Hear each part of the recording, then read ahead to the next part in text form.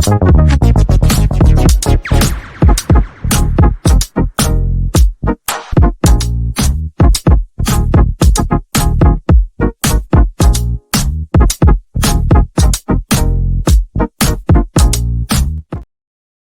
West Ham fans. Hope you're safe and well as per usual. This is your West Ham Daily. If you're new around here, please hit the thumbs up. Please leave a comment, of course. Please hit the subscribe button. Why not? If you're interested in becoming a member, click the join membership option. But I'm here to give you a little brief update on the West Ham Stadium, the London Stadium, as West Ham have taken a bit of a blow with regards to it now. Any hopes of West Ham gaining ownership of the London Stadium can now be firmly put to bed or on the back burner following news of planned upgrades.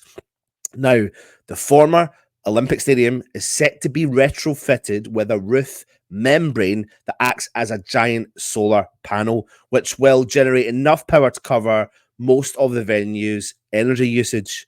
However, the cost of the project is going to be quite significant, and it's reported it will take up to around about 11 years of efficient performance to pay back the installation costs. But while the upgrades are good news, I suppose you could say, for the energy world, your carbon footprint, the environmentalists, that likely spells the end of any discussions or hopes of West Ham potentially or even considering trying to own the ground. But make no mistake about it, the solar panel and the energy process for this stadium is definitely a bit of a crazy project, in my opinion, coming from the mayor, considering that you know, the way that the world is, the amount of money that the stadium loses. It seems kind of crazy that they keep throwing money at it and not allowing someone else to do that rather than spend the taxpayers' money. But in many respects, the move is more of probably a political one, to be honest with you. The stadium switch to green is a hugely expensive, definitely political statement, which I expect will be used to show and demonstrate how London is going green. And I think that's where the mayor is going to be heading on that.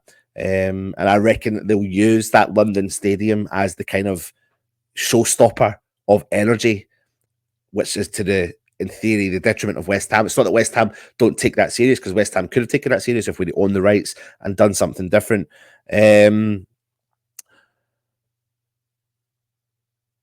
But yeah, it's a really difficult one. It's a really difficult one because I'll be honest with you, all other clubs that are looking at new stadiums or adjusting to the world of new stadiums have their say. That's the issue, and we didn't. And I fear that this is going to come back and bite us on the bum in the future. I really do, because what can we actually do with the stadium?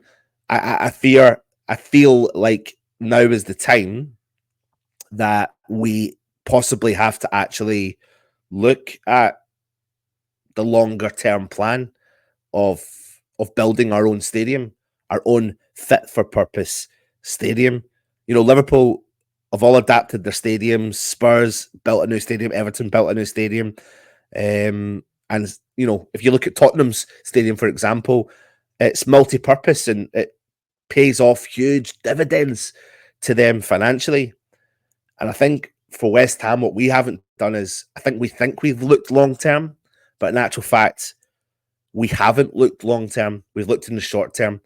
And that's led us to this situation. We have no control over the home that we play in or live in, and we're never going to be able to get the work done that we would love to do in order to be the club that we want to be. Anyway, short and sweet. Join us for the Hammers headlines later on.